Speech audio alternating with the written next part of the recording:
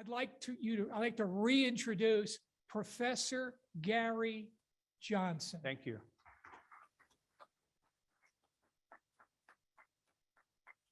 Are we good with the mic, Mike? Perfect. Super, super. You know, I have two types of dreams. One is a personal dream, and they're just kind of all over the board. 2 nights ago, I dreamt that Dr. Anthony Fauci was performing an operation on my spine, and he was using local anesthesia, and it was an outpatient operation. And I was complaining that the needles he was sticking in were just, man, they were hurting like crazy. And I don't know if you know Dennis Fallon. I think he is like president of Utility Arbor Association now or something. He's a former student of mine. And Dennis is in there and he's like, good grief, there's just like blood everywhere, Gary. And halfway through, Dr. Fauci goes, I need to take a break. I've never done this before and I need to call up some other people to figure out what to do next. And so that's when I pulled myself out of the dream. So that's kind of typical for my personal dreams are all over the board. Then I have professional dreams or nightmares, I should say, and they're all the same. I'm at a conference and I'm speaking right after John Ball. I don't like doing that. I cannot compete with John. He's a great friend and in my opinion, the best speaker on the market. I do want to back up a little bit and I'm going to stand in the light here. Maybe you can see it. This is a real skinny pen, about the thickness of a pencil, 7 millimeters. And when I was talking earlier about woody encircling roots, the ones that you need to cut off, box off, or shave off, these are the roots that you look for, this thickness and larger. Years ago, I used to say 7 millimeters, and then I realized that most people don't think in the metric system. So then I had to convert it to something else, and I said, okay, the thickness of another number 2 pencil. And now I've realized that nobody knows what a number 2 pencil is. So I've adjusted it. Go out and buy yourself a pack of Virginia Slims cigarettes. They're a little bit bigger than 7. I think they're almost 10 millimeters, but they're close enough to give you an idea. But this is the thickness of it. Those are the ones you want to saw off. The fibrous ones you can just flick with your fingers. You don't need to do anything. And that was a lot of extensive work on that too.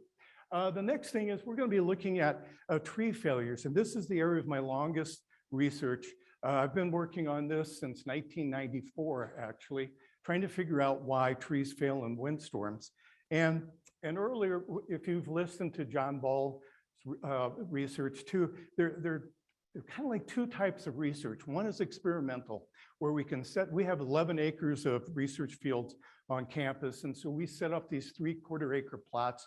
We have controls, we have trees that have been treated, and then we can evaluate the yin and yang there. The other type is you're looking for opportunities. And that's kind of what you do. Well, that's a lot what John and we're actually like ambulance chasers. Botanical ambulance chasers. John goes out and when there are accidents or he gets results, data from accidents, then he can analyze that. I don't think John has ever found anybody said, hey, are you willing to back into this, this electric wire just so I can see what happens? No, and it's the same way with tree failures.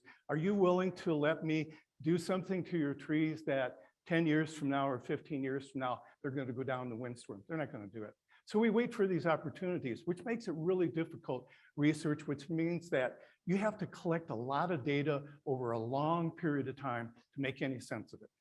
So that's what you're going to hear today. There's a lot of data over a long period of time, most of it starting back in 1994.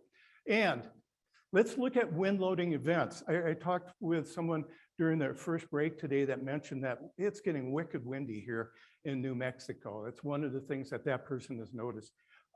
It's happening all over the country. You know, I'm not going to speak for other countries, but it's happening all over the countries. And I have tracked, the historical data for winds in Minnesota, and I've tracked it back to the 1950s. Since the 1950s to almost the year 2000, the frequency of wind loading events that cause tree damage, which would be in particular 60 miles or greater, that's where you get most of the tree damage, it's almost tenfold than it was back in the 1950s. It's one of those insidious climate changes that you don't really think about. You know, you may be thinking, oh my gosh, I'm so sick of it being windy. It's driving me nuts. Well, you're getting more and more annoyed each year because it's getting more and more frequent, these wind loading events. What I want you to do is look at this because you will, people dismiss thunderstorms. They go, yeah, that's not so bad. Tornadoes are really bad. Thunderstorms, they're not that. Look at the range. This is NOAA. These are NOAA definitions. And so thunderstorms can be up to 80 miles per hour. Yeah, most of them are in that 25 to 40 miles an hour, but they can go up to 80 miles an hour, drop down to tornadoes. Tornadoes are 40 miles an hour plus. So they have the velocity of a tornado, just not the twisting motion. Sustained winds 40 miles per hour or less. So when we hear that on the meteorologist in the evening, that's what that means. Wind gusts are 60 miles per hour. And then straight line winds, like the ratios in that, they start at about 55 miles per hour and up. And again, with straight line windstorms, they're straight. They don't have the circular motion that a tornado has. So when we think about this, we have to ask the question, and I hope you're thinking of the question, is it a fait accompli that trees are going to go down when we have those wind loading events, especially the ones that are 60 miles per hour and greater? Those are the questions that we're going to ask as we move through this. Depending on the perspective of the observer, trees cause unacceptable damage to sidewalks and curbs. So, for a lot of people, especially street engineers, et cetera, the people that have the role of maintaining streets, curbs, gutters, et cetera, they're thinking this, and some homeowners too. Or some people will say sidewalks and curbs create unacceptable growing spaces for trees. Oh, these are the people who just lost that tree. So I'm really sick and tired of this. And I feel like that I'm being forced to deal with trees that they've planted in 2-foot wide boulevards. Or there's been construction improvements on the infrastructure. And I'm left with, if you look at that boulevard to the right with the leaning elm, that boulevard is 20 inches wide. Wasn't that way when they first planted it? But that's the way it is now. Or the repair of sidewalks and curbs create the unacceptable tree hazards. And that's what people say when they're trying to shed the blame. It wasn't me, it's somebody else. This is the reason why. So these are the tactics we're going to talk about today. Predicting, preventing, preserving. Ideally, that's what we're going to do. And for almost all the damage, we actually can do that, with the exception of tornadoes. Does anybody have any idea? And I get this question all the time too. What are tornado-proof trees? They're teeny trees.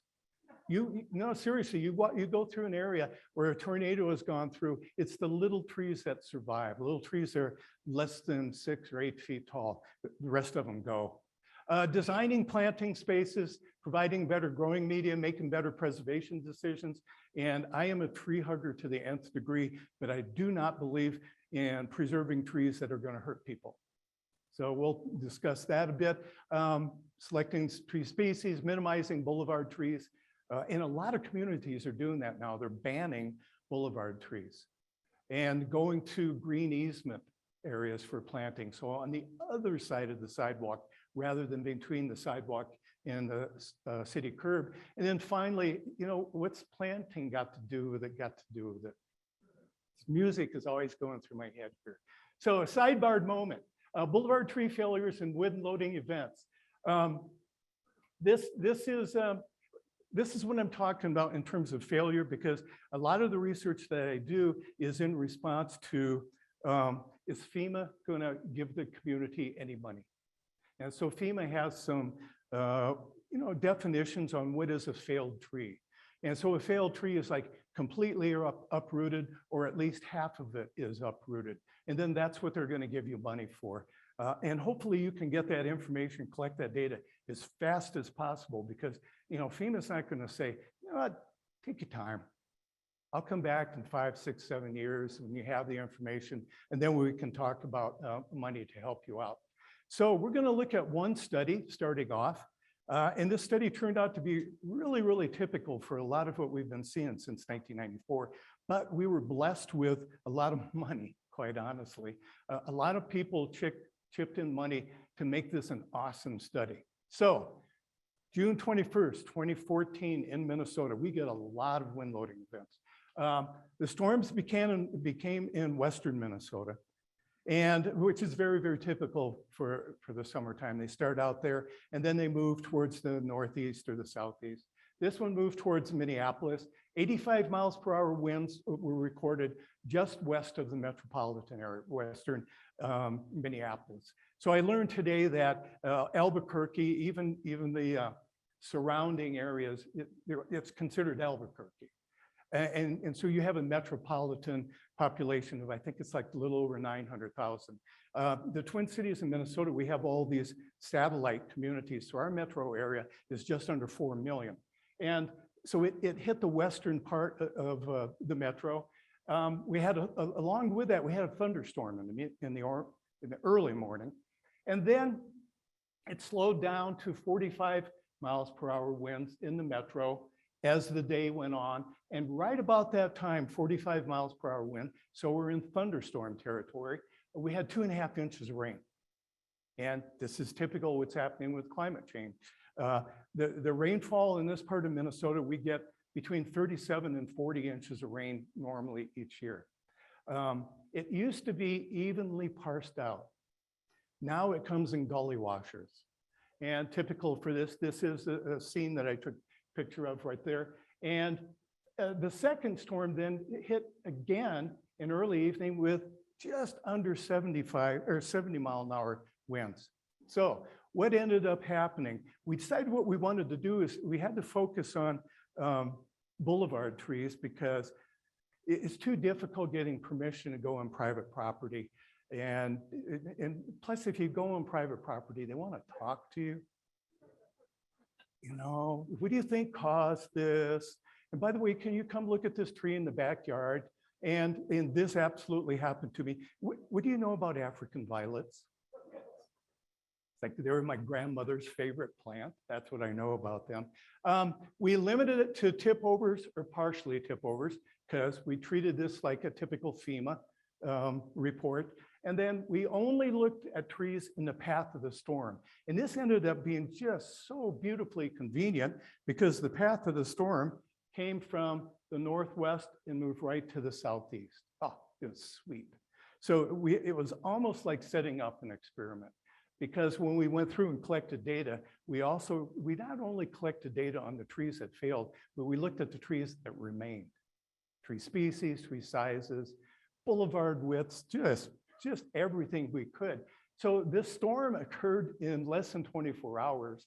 The analysis of the damage took 10.5 months before we were finally done on this, but it was really worth it. So we started out, it's like, okay, we have the luxury of a lot of funding. Let's look at everything, just everything we can think of. We looked at the species and all the way down to, we looked at 1, 2, 3 soil conditions. We looked at soil texture, soil pH, and compaction. And compaction actually had 2 different depths there. But all this stuff we thought, well, let's see if anything shakes out. By the way, I should back up. One of the things that I've learned, so when I was in graduate school, I refused to take calculus. I am a very stubborn person. And they say, you have to take it. I said, well, if I have to take it, I'm going to drop out. And so I also believe in bartering. So I said, I'll take another statistics class if I can get out. No, that's not good enough. Okay, I'll take 2 more. No. I ended up taking 5 statistic classes to get out of 1 course of calculus. And it was the best move I ever made in my life. So I have this minor in statistics, and here I learned 2 things about statistics: that if you stand with 1 foot in a bucket of cold water and the other foot in a bucket of boiling hot water, you're on the average comfortable. So that's the first thing I learned. The second thing I learned is everybody thinks they know how to use statistics because they had a course of it in college or they have a minor in it. We don't. So the second thing I learned is, if I want to set up a really good study, if it's going to be unbiased, if I'm going to get any good information, I hire the statistician to set it up for me. And that's what I do at the university. I go right to the statistics department, tell them what I want to find out. They set up the study for me. I run the study. I hand them the data. They do the analysis. Cost me anywhere from $85 to $150 an hour. Best money I've ever spent in my life. So a little bit of a recommendation for you. We also looked at, this is one of those, I learned a long time ago that good research starts with careful observation. And when you're out after these storms chasing the ambulances and trying to find, remnants that you can collect data off, you start looking and say, boy, it seems like a lot of these trees went down where there's fresh concrete. This goes back to the old adage of when you think you're a hammer, everything looks like a nail. So maybe I'm seeing this because I'm looking for it. I want to see that. So we set it up to see, was there any validity to this at all? And at some point we had to say, well, what's going to be our cutoff period? This was completely arbitrary. I said 5 years. Was there sidewalk or curb replacement within the last 5 years? Sometimes, you all know this, you can see a new public street concrete poured and they'll have the date stamp on it. So easy peasy, we were able to get the date on that. Sometimes we had to go to the bottom right photo, we had to go to Public Works and go through all the history of everything that's been done, which is, it's horrible. You're sitting, one thing they do, I think they do this so people don't do this, is they put you in windowless rooms, usually in the basement of a big building, and you have to pour through these, but we did it. Yeah, what am I saying? I hired students to do this. Really good students. I said, this is going to be really good professional development for you. And they believed it. Then when the trees failed, we also looked at, was there any collateral damage to sidewalks or curbs, et cetera. And here are the take-home results from this. First of all, the major finding, having replacement work done increased the odds of root failure by 2.24 times. Got rock solid data on this. We had hundreds of trees in this study. And this, again, is compared to trees that didn't go down. 2.24 times if the sidewalk or the curb had been replaced. Turns out, it's not really that much curb replacement. Almost all the replacement that we got from all the data we collect was sidewalk replacement. You all don't need to look for time-dated stamps or go to the Public Works. Look at the color of the concrete. It does not take a college degree to look at this and go, that panel there is lighter than the rest. So that's the first thing you notice. And then the second thing you have to ask yourself is, why did they do this? And it wasn't because they liked the looks of lighter colored concrete. It was because tree roots or the zone of rapid taper had lifted that sidewalk and it had made an unacceptable, risky situation for the community. So they came in, pulled out the old concrete, come in with the concrete saws, cut the roots, dig out the old roots, pour in the new concrete slab. If this is done within the last 5 years, 2.24 times more likely for tree failure. But wait, there's more. And this is what it looks like. And you can see it right in here. 1, 2 panels, these pretty good sized panels, different color than the rest of them. Those were the panels that were replaced less than 5 years ago. Roots were long. I mean, first of all, it was a big tree and a fairly small footprint. All that was done is just exacerbated the situation. All right, species. Tree species was significant when replacement work was done. If replacement work was not done, tree species wasn't significant. So you couldn't go through there and say, oh, there's a silver maple, oh, there's a green ash, oh, there's a little leaf linden, that's going to fall at any one time. No, it didn't come out that way because more of them survived than the ones that went down. And the ones that went down were in areas where they had cut the sidewalk, replaced the sidewalk, cutting the roots, and it more than doubled. So do your calculations. Trees are more like 2.24 times more likely to go down when sidewalks were replaced. Now, depending on species, you can double it again. And I'm willing to bet 2 cookies, because there's a bunch of them in that room back there, and I took them, that you can guess which species were the worst ones. Little leaf linden. I looked it up, and you grow little leaf linden in New Mexico. And how would you describe little leaf linden to somebody that knew nothing about plants and you were just going to say, well, here's kind of the attribute of it. It's like a green pyramidal brick wall. Lots of wind resistance, lots of wind sail. Okay, so that was the #1 tree. To put that in perspective, in this part of Minnesota, that's the 3rd most common specifically planted boulevard trees, not the number one. Green ash is number one for boulevards. Well, it used to be number one, previously known as number one. Maples, all the maples, but in particular, the silver and the reds, the elms, and then you had this other category of just others. And they relate, the frequency on those was not significant enough. I could even list the trees for you. They were like birches, catalpas, bur oaks, things like that.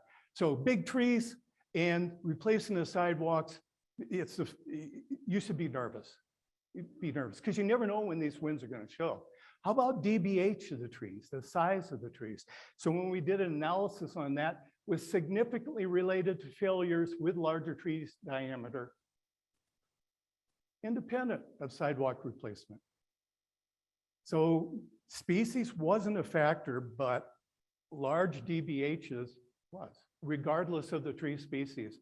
If it had a large DBH, and we're still not done, going to add two more things to this, then they're even more likely to go down. So large DBH trees, regardless of the species.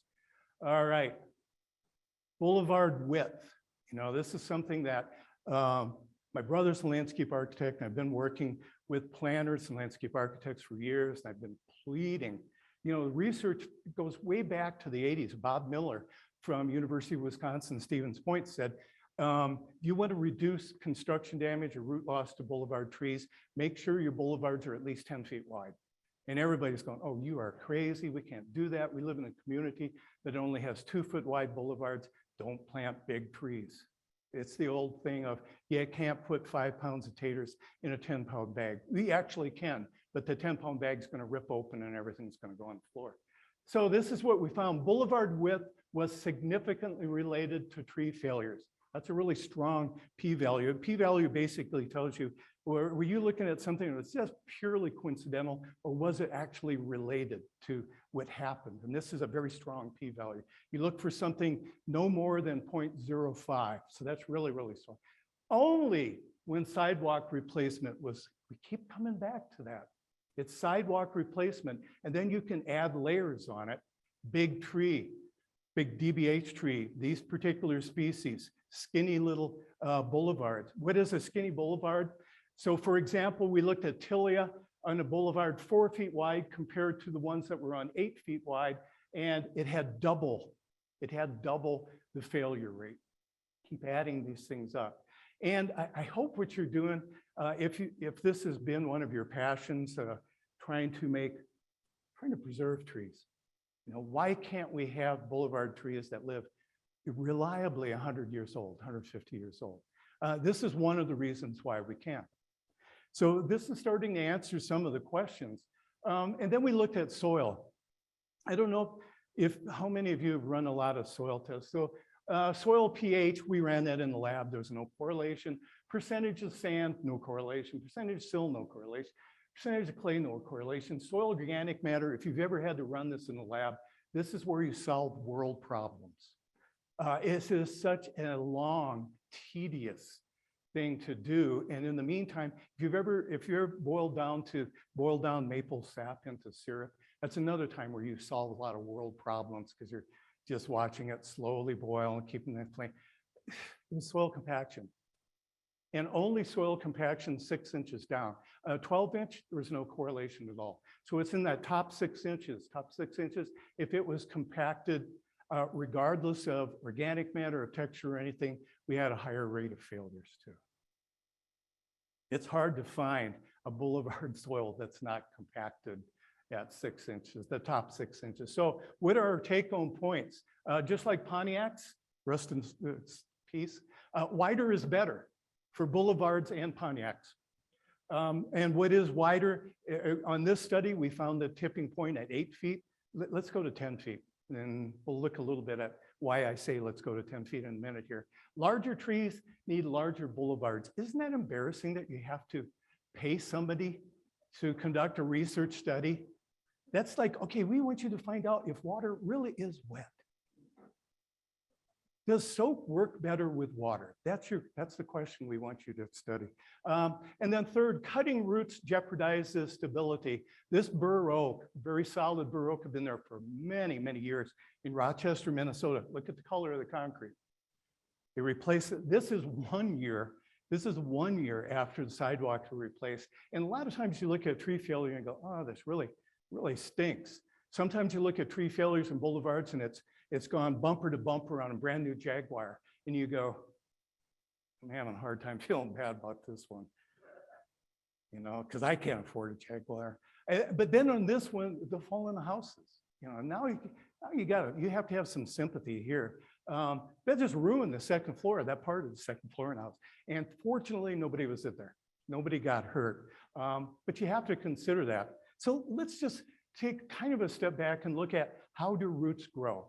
And now we're trying to talk to city planners, decision makers. We're trying to give them an idea of why we're so concerned. So first of all, how do roots grow? They grow very, very, very shallow. I think there are a lot of people that think, oh, if it's 20 feet tall, it's got roots 20 feet down. You know, that can happen. It's not common though. Or if it's 50 feet tall, it's got wicked deep roots. And we're only digging down, you know, maybe 10 or 12 inches for the new base and the new sidewalk. Can't possibly, that's completely false. Normally, your root system is confined to the top 3.5 feet. Your branch roots, these support roots that are also the roots that stockpile the energy system for the tree. And these are the roots that the fine roots grow off of.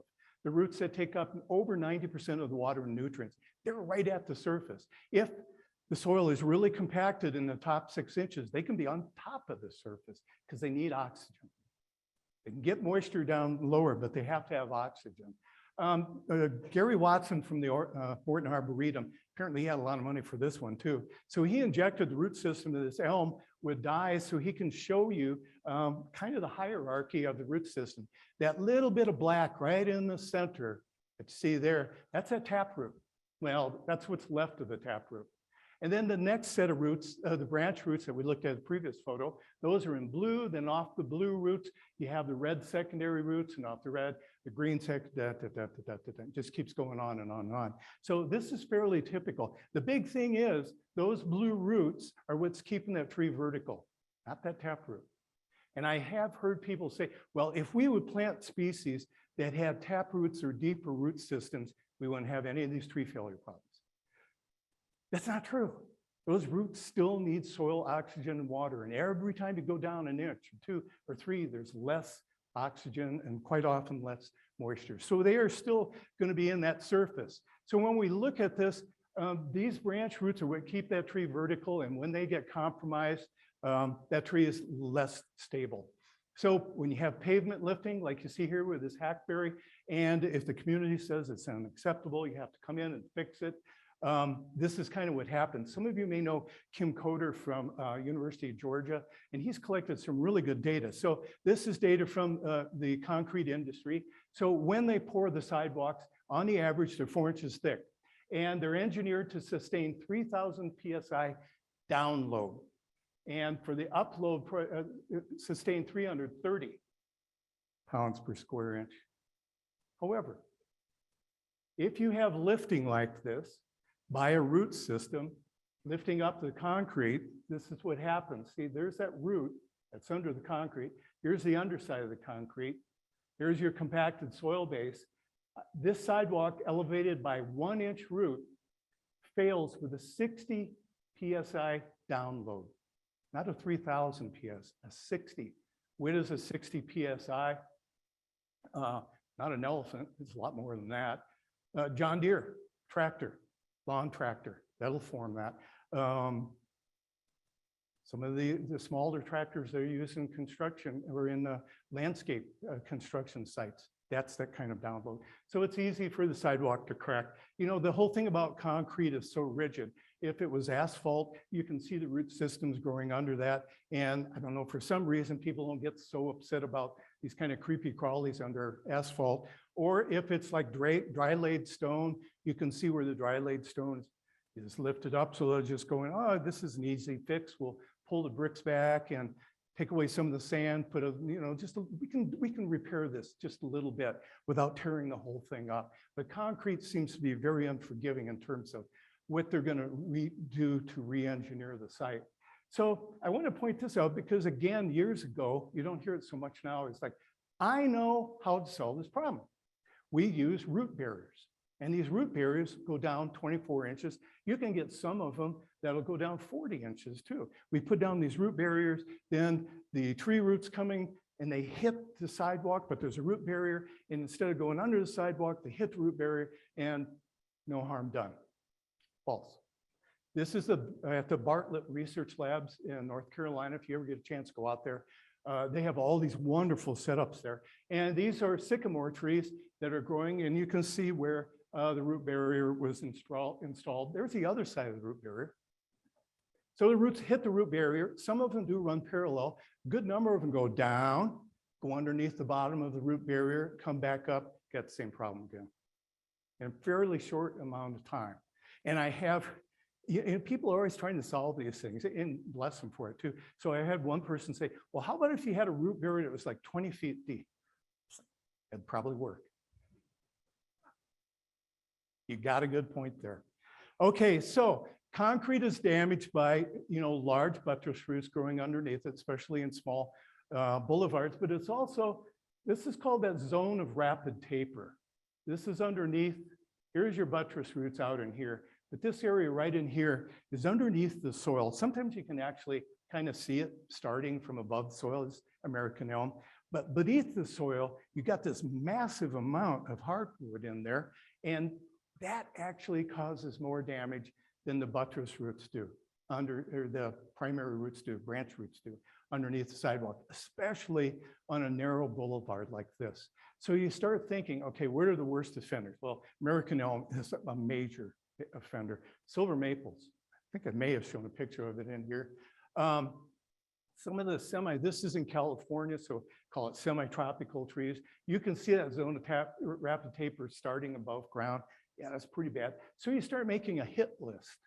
You start, all right, we just can't use these trees on a 6-foot wide boulevard or a 4-foot wide boulevard. It's not because they get too big, it's just because this zone of rapid taper, the trunk flare diameter ground is just way too great to grow in a place like this. So this is a silver maple. My son, this is one of the clients of my son's, and it's just a remarkable testament for silver maples. How many other trees could you put in something like that? That is basically, it's morphing into the concrete planter. I didn't include the top part. The tree's beautiful, absolutely beautiful. Anyway, I had to put that in. So what are some tactics we can do other than, all right, we're not going to use these particular trees, or at least not these trees in 4-foot wide boulevards. So designing planting spaces. And earlier I was talking to somebody of all these problems, with the exception of tornadoes, can be prevented. There's a real good chance, maybe not all of them, but almost all of them. And so, but sometimes you have to back up 10 years or 15 years or 20 years. This is one of those times, this particular maple, you'd have to back up about 15 years. Give it a nice big root plate without concrete close to the trunk. This is not going to cause a problem. This will never cause a problem in that area. This is going to cause a problem in that area. If you look at, again, the width on this, this is about 2 feet. The tree that was planted there, it's a green ash. And green ash can get very, very big trunks and pretty good zones of rapid taper too. So this is an engineering for failure instance. What should you do? Well, in my humble opinion, you put paver brick in there. That's it. No trees. Allow some weeds to grow in there if you like green, but not a tree. The designer on this did a heck of a good job. And if you tell people like, you really need plant boulevard spaces 10 or 12 feet wide, they go, good grief, do you know how wide that is? Well, yeah, I do. I'm really good at pacing. So I can show you what 10 feet looks like, or 12 feet. And it's like, oh my gosh, I don't think we can do that. What's your right of way? Well, it's 35 feet. You can do it, trust me. Most communities, the right of way is somewhere around 35 feet. In those communities, they can easily do this. There are trees growing in here. There's a honey locust right there, fairly new planting.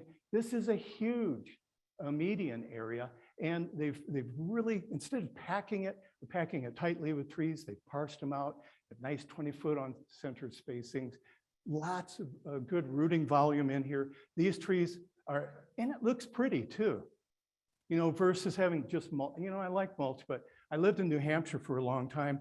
And when I see a lot of mulch in the landscape, I think of the logging mills in New Hampshire. You park on wood chips, you drive on wood chips, you walk on wood chips. And now we landscape with wood. It sure is a lot prettier when it's green or when there are flowers and grasses, et cetera. How about no small spaces? So this is one community, one of many that I've visited, that got rid of the boulevards, and they're pouring the concrete right to the curb and planting the city trees on the green easement right into, that's still the right-of-way area there. And it's working out great. And usually, if you're not thinking it, because we're limited to time, I'll say it out loud, most people will go, well, what about snow removal? Mr. Academic, how are they going to do? This is St. Paul, Minnesota. Duluth, Minnesota is like this too. This is done all the time in the high snow states. So what did they do with the snow? They push it on the lawn. What are you going to do with 2 feet of snow and your boulevard is 4 foot wide? You're going to have a berm like 5 feet tall. So now you have sightline problems. No, you just push it on the rest of the right of way. You have then the other one I love too is like, well, you can't do that too because it's too dangerous for people. Walking down the street, a car could go careening off and kill them. It's like, look at the space. These trees are 40 feet on center. You would have the luck, you would have to have the luck of winning the next Powerball to be walking down that street and right at the exact moment behind one of those trees every 40 feet to be protected from that car careening off. So those are all poor reasons. So how do you calculate the minimum boulevard width? And this is something you all can do yourself in your own community, and you do it by your most commonly planted species. So I use silver maple for this example. And what we're going to look at is the projected mature trunk flare diameter at ground line, not the DBH, but the trunk flare diameter at ground line.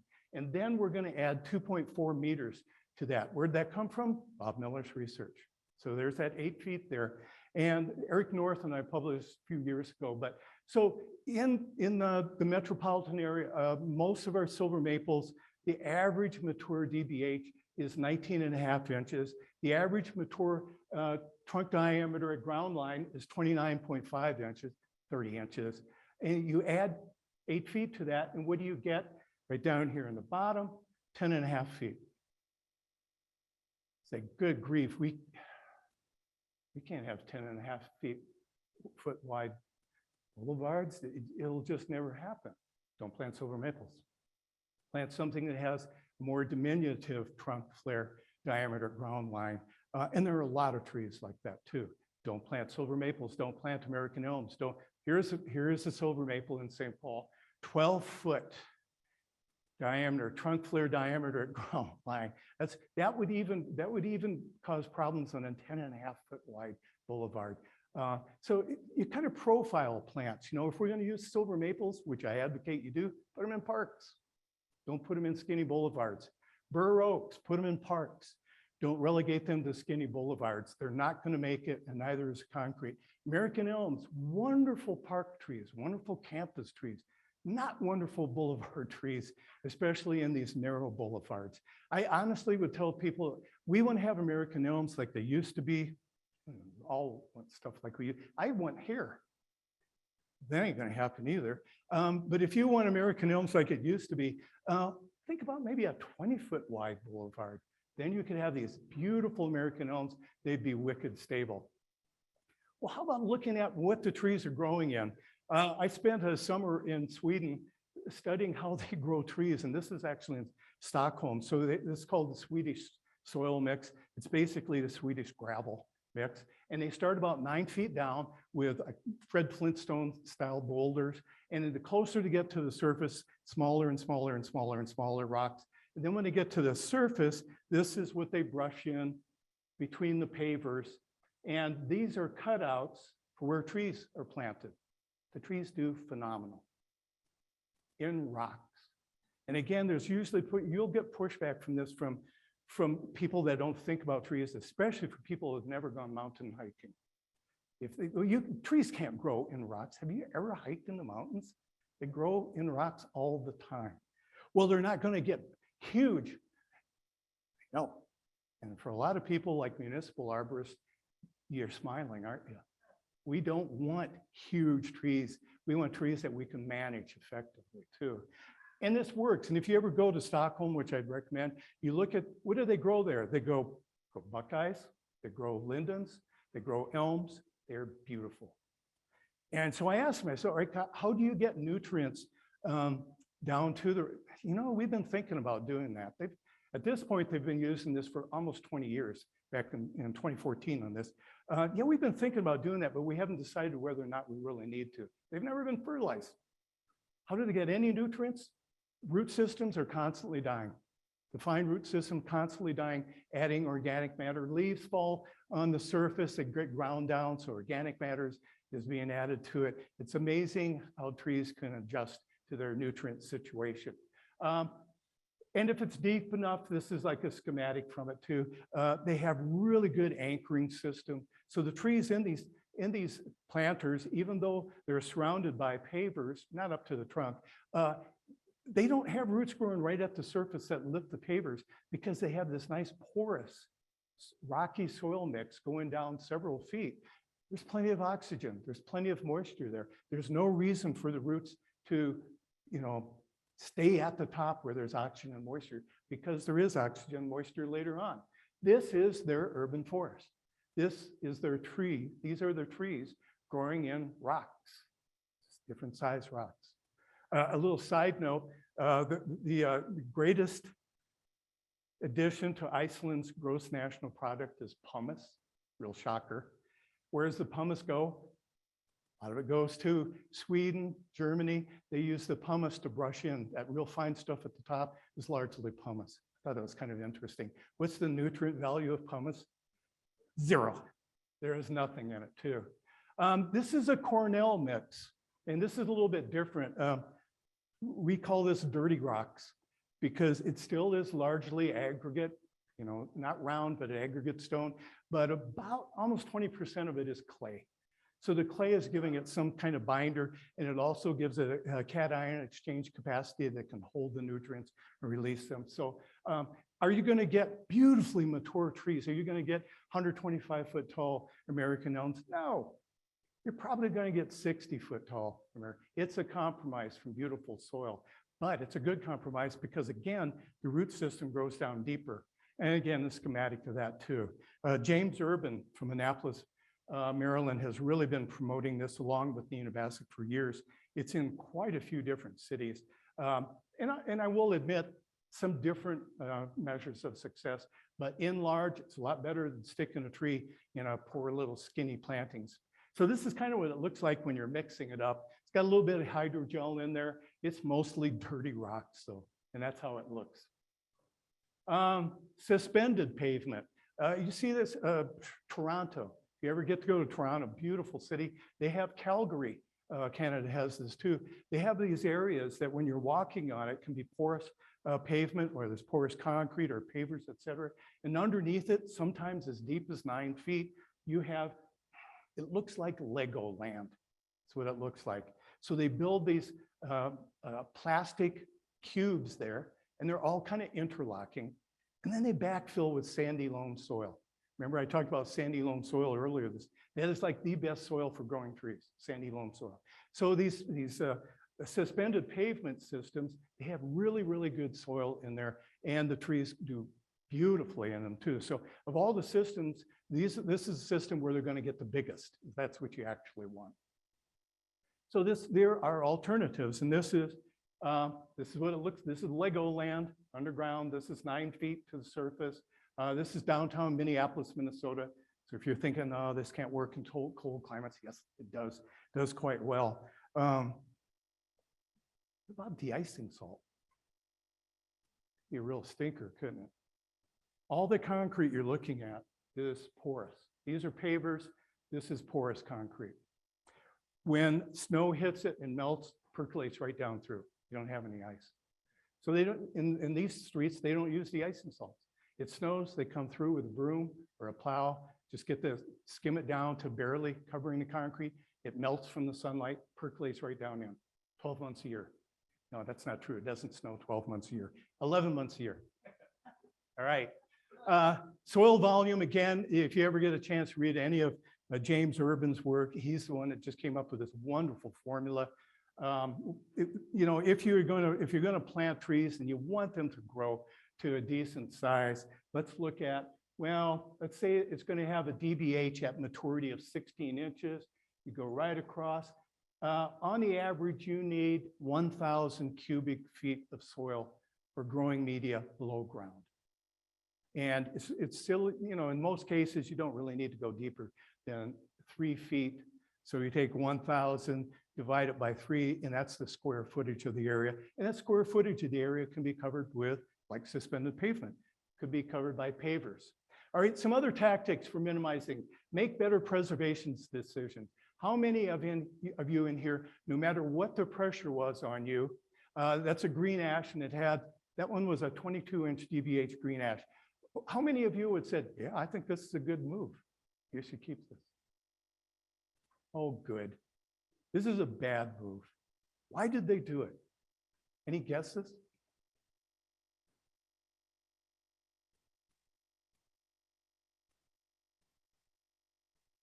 This property is private property, and I thought, well, as long as the city is fixing the streets and the curb, we're going to pour a new driveway in here too. And so that property owner says, no, you are not removing that tree. I know it's a city tree, but it's shading our property. No, it was preserved because political pressure from the homeowner. Site appropriate species, cottonwood is another one that has a very large trunk flare diameter at ground line. It is not meant for a 6-foot wide boulevard. So a lot of this, you design out the problems ahead of time. I have a lot of favorite photos. This is one of my favorites. And this, you know what this would protect that tree from? Feral pit bulls. That's probably about it. Maybe rabbits, I don't know. They could probably squeeze through that wire. Really good intentions. When they're working on this boulevard, as well, we don't want to damage this tree, and we have this chain link fence dog thing, so let's just put it around the tree trunk, but never really thinking about what happens to the roots. So these preservation tactics need to have a forester, a botanist, a horticulturist, somebody that knows something about roots to be out there during the process of the construction. Say, now this is a tough situation anyway. You're not having roots growing underneath the street, so we've already got a confined footprint. Got to be wicked careful not to do any more damage. And if you absolutely have to do it, get rid of the trees. Do not keep trees in a situation like this. You can sometimes swing outs work. This was a sidewalk replacement, and when they replaced it, they swung out the sidewalk to avoid cutting any roots to that tree. Did a really good job. And this was an engineer. The engineer loved trees that designed this. It worked for them. How many of you have used sidewalk shaving? You should consider it. It works really well. By the way, if you type in sidewalk shaving, one of the photos that's going to come up is, I don't know what country it is, but there are dudes sitting on the sidewalk and they're being shaved. I don't mean that. These are done with diamond blades on a variety of different saws. And basically, it's almost like taking a power sander and shaving down these areas that are lifting, that are causing the trip hazards. How much does this cost? I only have money quotes from, I think it's about 4 years ago. It's $75 to do one panel like this. How long does it last? They're effective for about 6, 7, 8 years, depending on what tree is growing there, how fast it can live. Does it correct it forever and ever? No. At some point, it'll get so thin when you're shaving, but it does delay that and maybe give you time to do some replanting or interplanting. By the way, these saws, the root saws, and there are a lot of people that spec these out on construction sites. Here's what I know. If I cut off a tree's root system with a chainsaw, or if I cut it off with a backhoe, or if I cut it off with one of these saws, I've cut off the root system.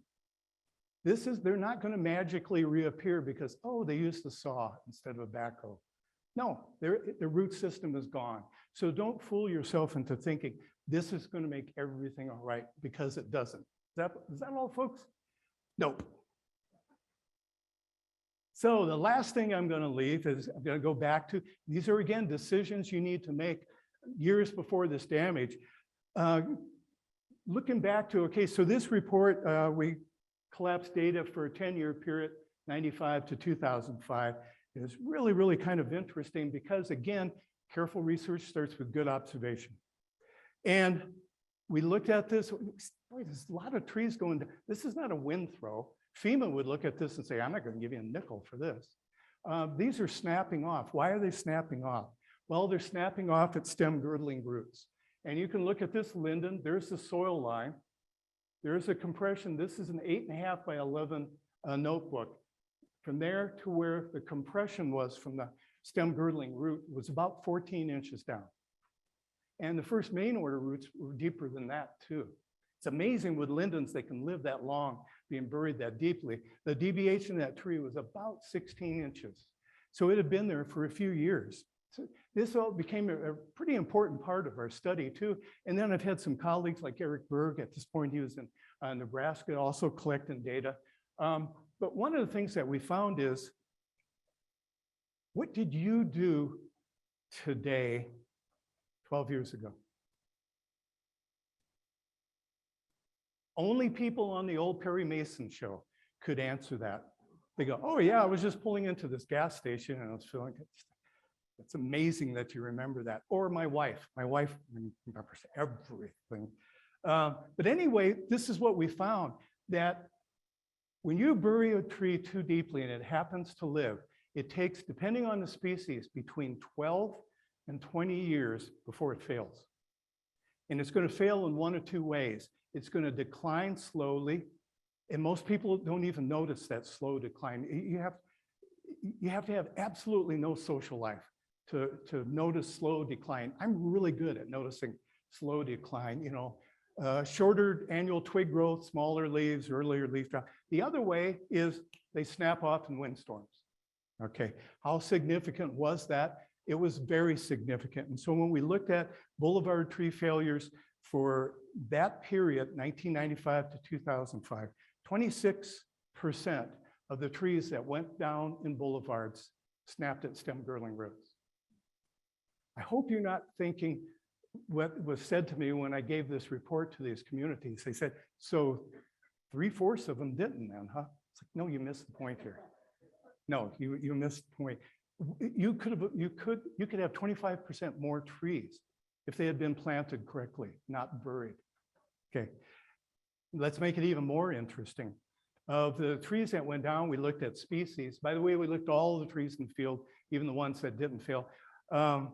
To put it in perspective, little leaf lindens, 73% of the little leaf lindens that went down snapped off at stem girdling roots, almost 3/4 of them. That's the third most commonly planted tree in boulevards in the metropolitan area of Minnesota.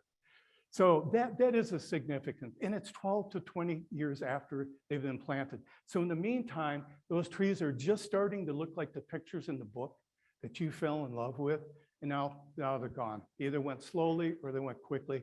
Point is, they're gone. And especially in these wind loading events. And they could have caused damage, they could have hurt people, et cetera. Predictable, preventable. So I hope I've left you with some ideas. You have to work with landscape architects, city planners, city engineers. If you go at them aggressively, like you know everything in the world, there ain't going to be any changes. If you go to them and say, I think we can do better. I think I have some ideas that can extend the life of these trees, and more importantly, extend the life of the pavement. In temperate United States, the average lifespan of pavement is 35 years, and then it has to be replaced. Interestingly enough, the average lifespan of boulevard trees in temperate United States is 35 years. So there is that direct correlation. Thank you so much for not doing face plants on the tables. That just makes me feel so good when I don't hear thumping. If you have any other questions, hey, I'll be here all week, kind of. And you can be welcome. I'm not leaving until Saturday, so if you have other questions, I'll be around, be glad to, at least discuss them with you. Don't know if I have answers.